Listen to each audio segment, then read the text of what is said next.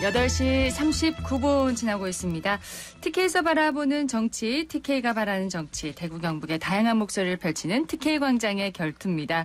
정치와 지역 현안을 정조준하는 두 분 모셨습니다. 빈틈없는 정밀 타격감을 갖춘 국민의힘 ICT 미디어 진흥 특별위 부위원장을 맡고 있는 정혜용 전 대구시 경제부시장 모셨습니다. 어서 오십시오. 네, 안녕하십니까. 네, 날렵하게 야심을 깨우는 강력한 화력을 장착한 민주당 대구시당 강민구 위원장 오셨습니다. 어서 오세요. 예, 대구 민주당의 약진은 대구 발전으로 이어집니다. 강민구입니다. 네, 반갑습니다. 자, 먼저 원내대표 선출 얘기 잠깐 하고 가겠습니다. 3선의 대구 윤재욱 의원이 국민의힘 원내대표로 선출이 됐습니다. 수도권으로 기울지 않을까 하는 예상도 많았는데 결과 어떻게 해석하세요?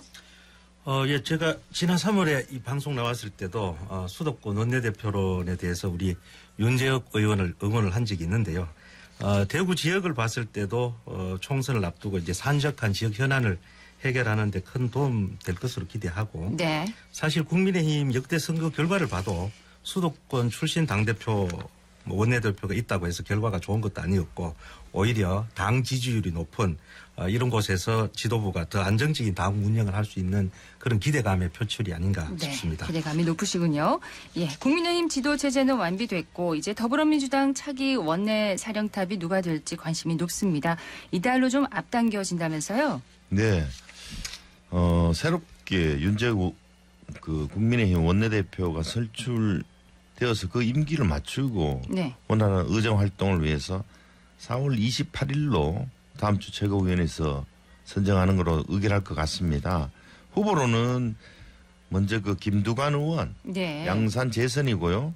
박강원 의원이 수원 3선, 홍익표 의원이 서울 중구 성동구 3선 의원 있고 이 의원은 왕규벽, 윤관석 의원 같은 후보군이 있는데 아마도 출마를 선언하는 김두관, 박강원, 홍익표 의원 중에 한 분이 되실 겁니다. 그렇군요. 자, 오늘의 주제로 바로 넘어가도록 하겠습니다. 윤석열 대통령이 법률안 제2요구권을 행사하면서 국회로 돌아온 양곡관리법 개정안이 재의결될지 관심인데 자, 어떻게 보십니까?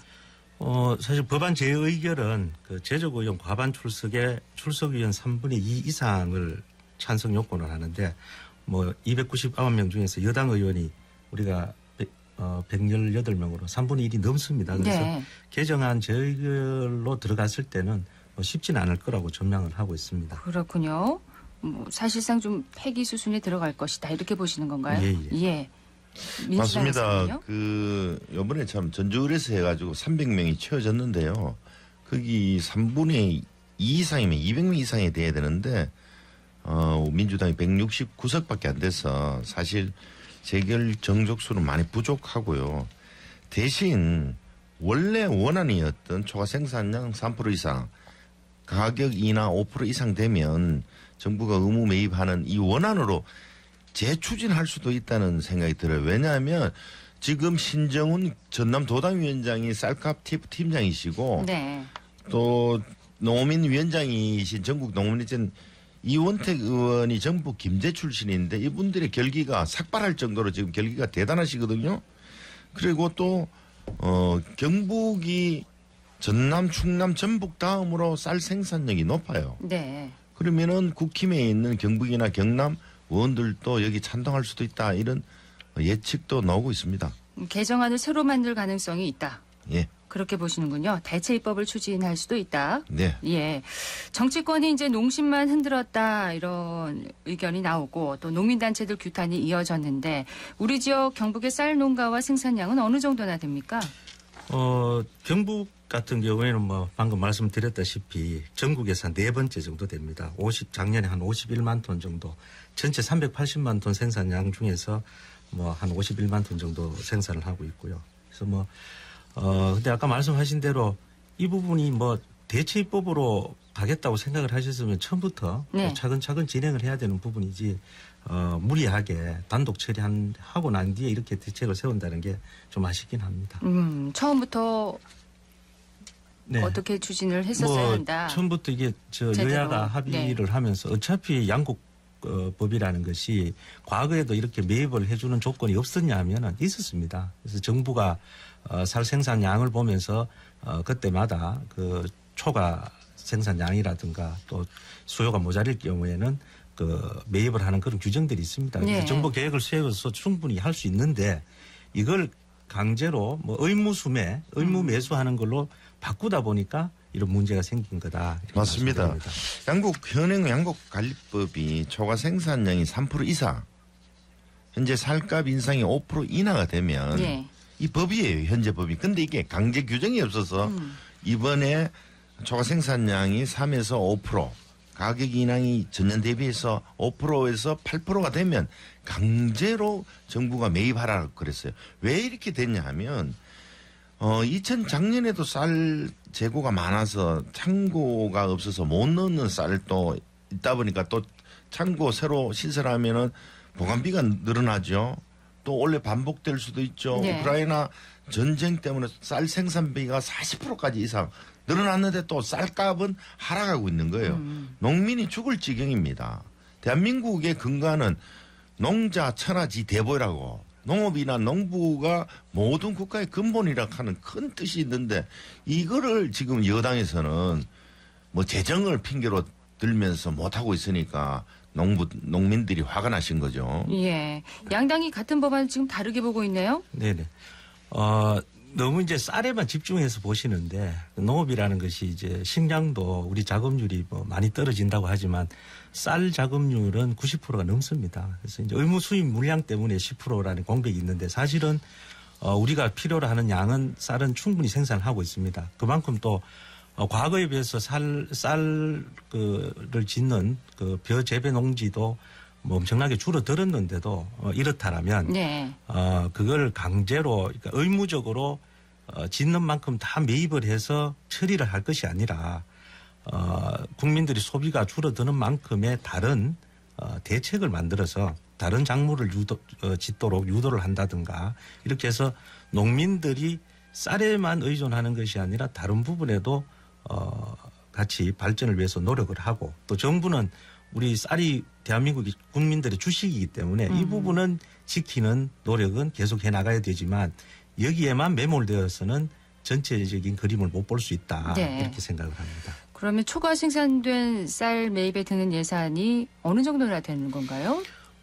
현행대로 이제 지난 2022년 전까지 이렇게 보면은 약 한 20만 톤 정도가 초과 생산되는 양입니다. 그래서 네. 그걸 주로 매입을 해왔는데 그러면 쌀값을 대비해 보면은 한 5천억에서 5,500억 정도 됩니다. 근데 이 법이 통과가 이제 만약에 됐다면 아마 2배 정도 늘어나지 않을까 한 40만 톤 정도의 잉여 생산물이 나올 수 있다는 네. 전망을 하고 있고요. 그러면 한 1조 원 이상 듭니다.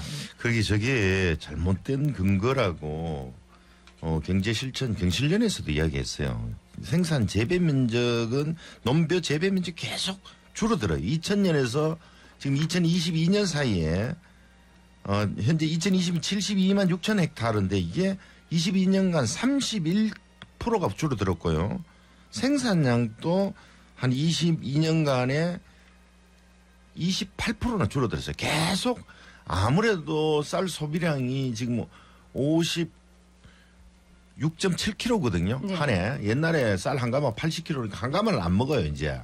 그래서 계속 줄어드니까 이거에 대해서 크게 염려를 안 해도 된다는데 그냥 주는 거는 생각 안 하고 그냥 현행대로 저 잣대를 들이대니까 1조 이상 돈이 더 들 거라 이런 그 막연한 이렇게 안일한 그 자꾸 계산을 해요. 지금 현장에 있는 농민들은 죽어가는데 말이죠. 쌀 재배 면적과 생산량은 매년 감소하고 있다. 예. 예. 예. 어떻게 근데 보시나요? 그건 이제 연동해서 보시면 2001년 기준으로 우리가 이제 생각을 해보면은 2001년도 쌀 소비량이 거의 100kg에 가깝습니다. 네. 1인당 88.9kg입니다. 2001년도에. 근데 2021년 20년 만에 그 22kg을 더 적게 먹어요. 그러면 아까 말씀하신 대로 경작 면적도 줄어드는 게 당연하겠죠. 근데 그럼에도 불구하고 지속적으로 쌀은 어느 정도 그러니까 뭐 작황만 좋으면 현재의 규모대로 진행이 되어도 계속 줄어들어도 쌀은 남아돌 수 없는 상황이다. 그러니까 예. 어떤 보고서들을 보면 대만같이 우리도 이제 45kg 이하로 떨어질 수도 있다. 1인당 쌀 소비량이. 그래서 지금같이 쌀을 매우 적게 밥을 적게 먹는 그런 상황이 지속이 된다면은 이런 식으로 쌀 재배 면적을 어느 정도까지 면적을 유지를 해야 되느냐. 예. 이런 그의 어떤 그런 공감대라든가 정책적인 토론들이 더 필요하다 이렇게 생각을 그러니까 합니다. 쌀값은 계속 하락하고 정부가 사들여야 할 쌀 양은 늘어나고 정부 예산이 더 들어간다. 이런 네네. 의견이신 거죠. 자꾸 그 과대 해석을 하시는데 그 2010년에서도 2021년간 한 11년간 줄어든 농가 수가요. 2021년에 103만 가구예요. 이게 얼마나 줄었냐 하면 11년 만에 14만 7천 가구가 줄어들었고 농업인구도 2021년에 221만이라서 11년 사이에 85만 명이나 줄어들어요. 엄청 줄어들었는데 아무래도 쌀 소비량이 줄어들다 보니까 쌀이 지금 많이 남아도는다 이렇게 이야기를 하는 거거든요. 그런데 그렇더라도 계속 다른 비용은 올라가니까 쌀값 등등에 드는 농민들이 어려우니까 우리나라 지금 전 세계 10대 경제대국이다 보니까 농민들에 대해서 삶이 팍팍하니까 이 정도는 최소한 국가 정부에서 해줘야 된다는 게 현재 양곡관리법 개정안의 주요 내용입니다. 계속 예측 프로그램도 있고요. 타 작물을 재배하면 지원해 주는 것도 있어. 배 위에 다른 작물을 논해하면 이런 등등해서 계속 유도하고 있고 배 재배 면적도 최근 한 4년간 한 3만 헥타르가 또 줄어들어요. 예. 계속 줄어드는 추세인데 이걸 성급하게 기재부 차원에서 돈 많이 드니까 하면 안 됩니다. 이런 식은 안 되는 거고 아무것도 그건 모르는 아니고요. 대통령 그 부분까지 행사를 해서 안 된다는 거죠. 그건 지금. 아니고 보시면 아까 말씀하신 대로 이 쌀 농가가 자꾸 줄어드는 거는 아마 고령화의 탓이 그런 부분들도 있고요. 그보다도 우선적으로 보면 요즘 이제 쌀이 이 기계화가 잘 되어 있기 때문에 예. 이 규모화된 농업을 지향을 하고 있습니다. 사실 이제 우리 지역에서는 좀 크게 그렇지 않지만 전남이라든가 이쪽에 보면 기계화가 많이 되어 있고요. 농업법인들이 생산을 많이 하고 있습니다. 그래서 제가 우선 드리고 싶은 거는 이 쌀을 얼마만큼의 적정 생산량이 필요하다라는 그런 계획을 수립해 가지고 그 계획에 맞게 농업 전반을 정리를 해야 되지 의무적인 수매를 통해 가지고 쌀값만 안정시키고 농민의 삶만 보호하겠다라고 하면은 타 외국 사례들 보면 옛날 뉴질랜드 같은 경우에도 양두수를 오히려 늘려 가지고 수매를 해준 것이 아니라 예. 과감하게 이 양사육 두수를 줄이고 대신 다른 대체 작물들을 키워서 농업 강국으로 성장한 바가 있습니다. 그래서 강제적으로 의무적으로 매수를 해서 농업을 키워주는 것이 아니라 오히려 독이 될 수 있다. 그래서 이거는 단순히 다 산다 못 산다 이런 부분이 아니라 농업 전반을 가지고 대계를 걸어야 되는 것이다. 예. 농민들의 입장도 참 중요할 것 같은데 예. 농민들 얘기를 들어보셨습니까? 농민들은 지금 경기도 농민단체에서는 지금 국민 3분의 2도 지금 양곡관리법 개정안에 대해서 찬성을 하고 있는데 왜 대통령은 정부 건의를 받아야 될 거부권을 행사했느냐. 이런 것은 식량 주권 수호하고 농민 생존권 보장하고 안정된 쌀 생산 기반 마련하는 대통령 의무를 저버렸다고 신랄하게 지금 비판을 하고 있거든요. 네.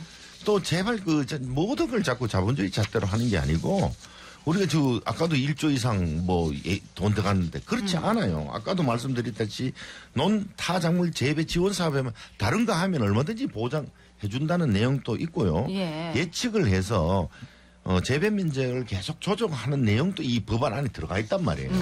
그런데 무조건 지금 돈 더 들어간다고 안 된다 이런 내용은 안 된다는 거죠. 정말. 여당에서도 농민들의 입장 돈이 더 들어간다 얼마 안 들어간다 그러는데 2022년도 예산을 보면 쌀에만 들어간 겁니다.